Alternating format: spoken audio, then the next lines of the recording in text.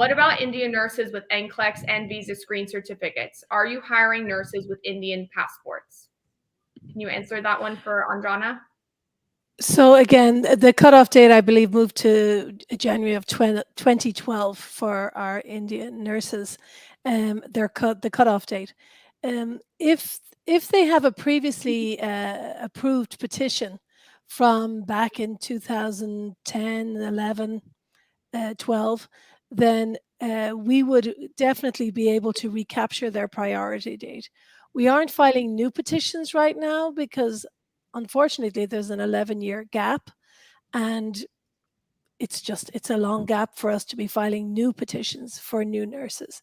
But definitely we have recaptured many Indian nurses, even Indian nurses. We're still bringing nurses that we helped get NCLEX back in 2006, 2007, and they're still coming. So while if you've never had a petition filed, then unfortunately right now we aren't filing new petitions.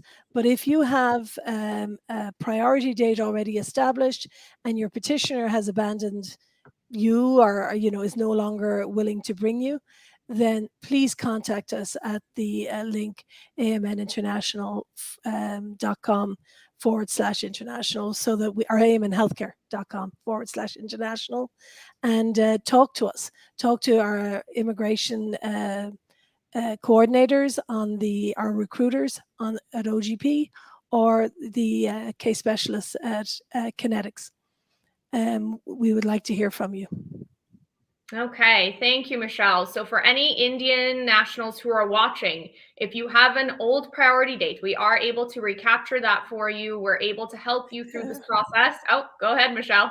I was going to say one more thing just to get it in here.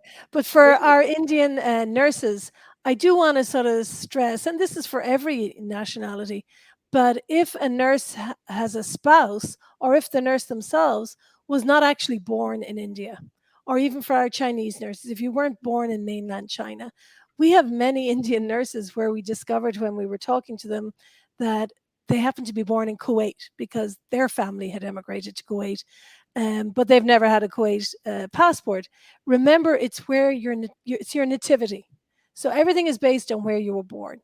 And so if you were born in Kuwait, but you're an Indian citizen, national, you are actually rest of world because you were born in Kuwait, or UAE, or Saudi, or the UK.